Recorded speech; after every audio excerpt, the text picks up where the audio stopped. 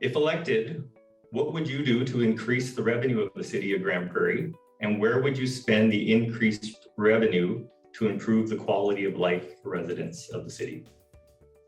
Dylan Bressie? Great. Well, thank you everybody for being here today. It's well known that Grand Prairie has relatively high residential tax rates.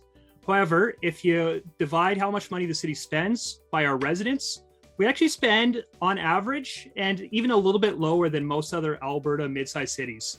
So we really do have a revenue imbalance in this city.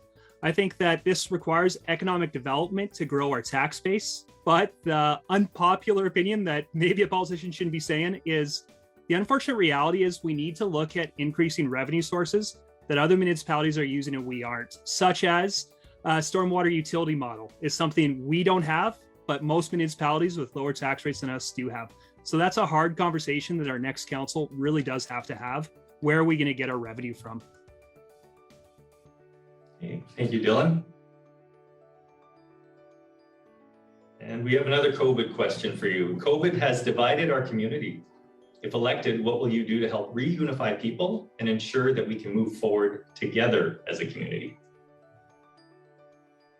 And no wild cards again. So Dylan, please go ahead.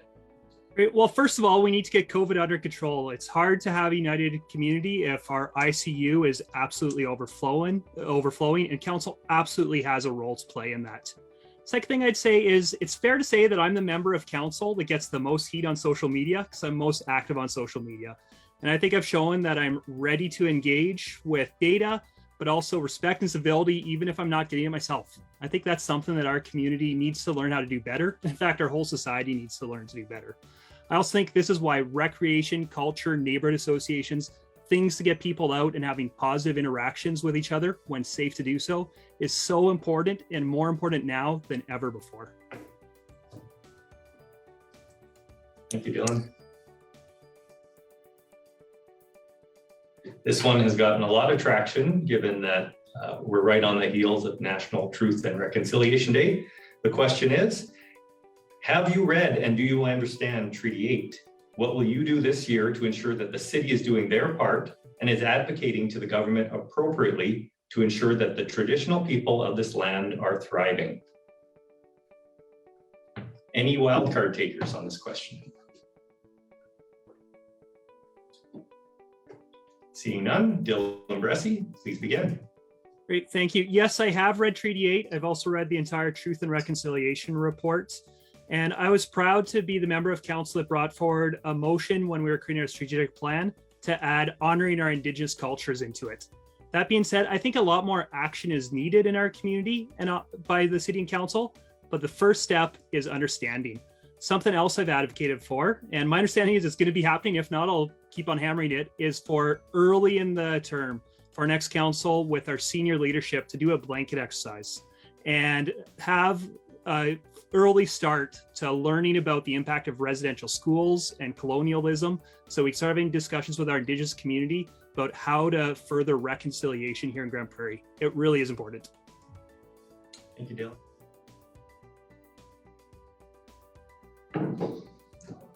And the next question is, how will your vision of council leadership effectively address the needs of persons with disabilities in our community and in relation to the province of Alberta? Wildcard, Gladys Blackmore. Okay, Gladys Blackmore will use her wildcard. And Dylan Bressie, please. And Dylan Bressie. Okay, thank you. And finally with Dylan. Great, thank you. This is an issue that's dear to my heart, and I'm really proud of successfully bringing forward a number of initiatives for the city tacked on to increase accessibility.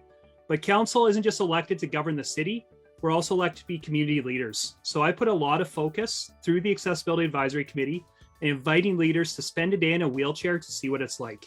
People I helped get in a wheelchair included Grant and other candidates on this call, our MLA, senior city management, and also business and nonprofit leaders.